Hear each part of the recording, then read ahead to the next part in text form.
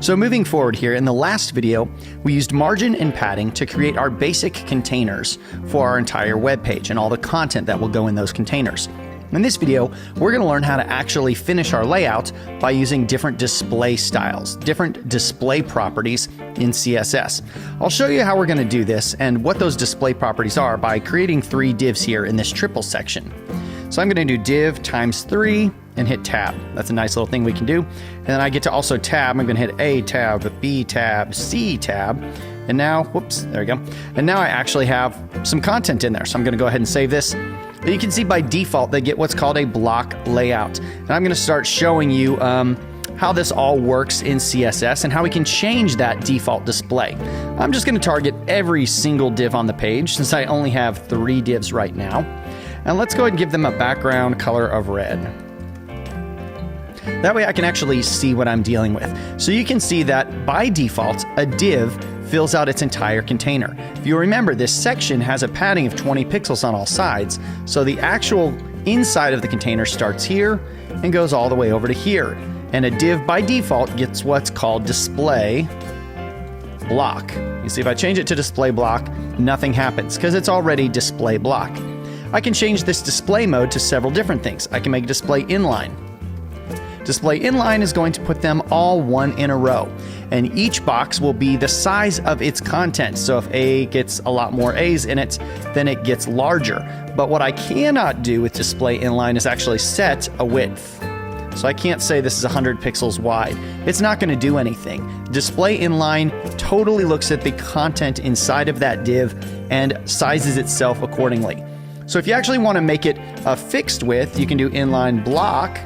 And now I can set those to be 100 pixels wide. So now each one of them is 100 pixels wide because they're in line, but it's also a block, and I get to tell that block how wide and how tall to be. I can also give it a height of 20 pixels.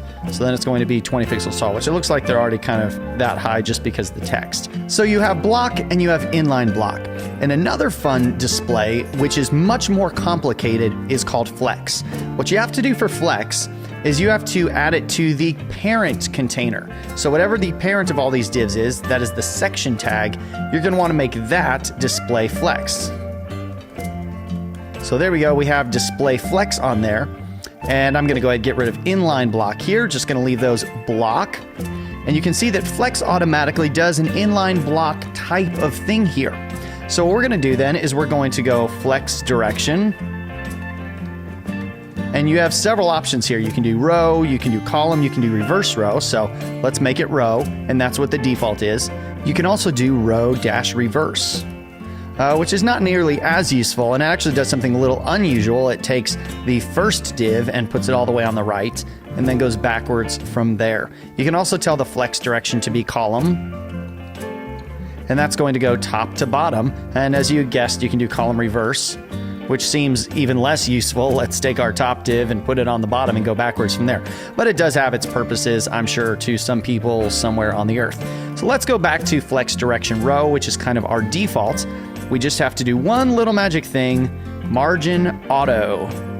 And now, boom, it's automatically going to be flexed across the whole width. So if I stretch my window out here, you can see the boxes stay 100 pixels wide, but they're always going to be flexed across the entire content, and the margins are automatically taken care of. We have a half margin here, a half margin here, another half margin. You can see that it just looks correct. It looks the way that it should work. And there's a lot more options with Flexbox that you can do. Display Flex is called Flexbox. We're doing what's called a Flexbox layout in here. That's very important that you know that.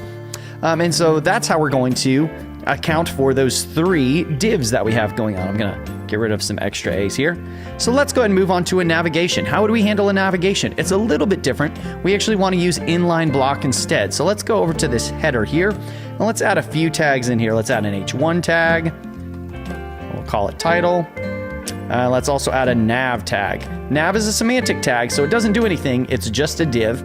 And so what's inside of this, we're going to do a UL with 3 LIs. Let's do a UL, and I'm going to do this. I'm going to do a greater than symbol, LI times 3. That says, hey, give me a UL, and inside of that UL, give me 3 LIs. Boom. So that's done right there. Let's say this is going to be our navigation. Home, locations, and contacts.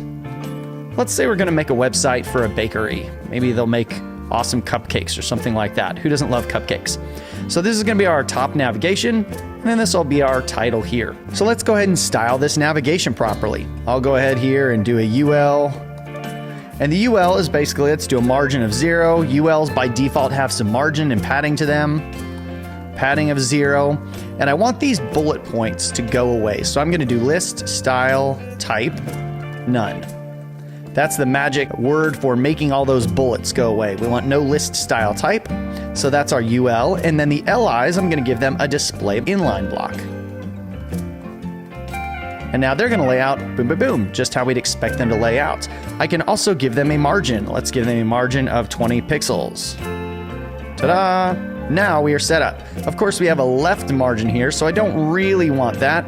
I have a couple choices for what I can do here. I can give them a 0 top, 20 pixel right, 0, and 0, which also accounts for it. Basically, we're only adding margin right. Or I can also explicitly say margin dash right is 20 pixels and do that as well. That is the exact same thing. So you can also specify margins by just picking one value you want to change. So as you can see, it's starting to look like a website, but there's a few things we need to do from here. First of all, we need to actually learn how to make multiple pages because we're going to need a locations page and a contact page. And we're also going to need to CSS target a little differently. This rule right here, for instance, will apply to every div on our entire page, and that's not correct. So in the next lesson, we are going to learn how to build out the rest of that website with multiple pages and target CSS in a better way.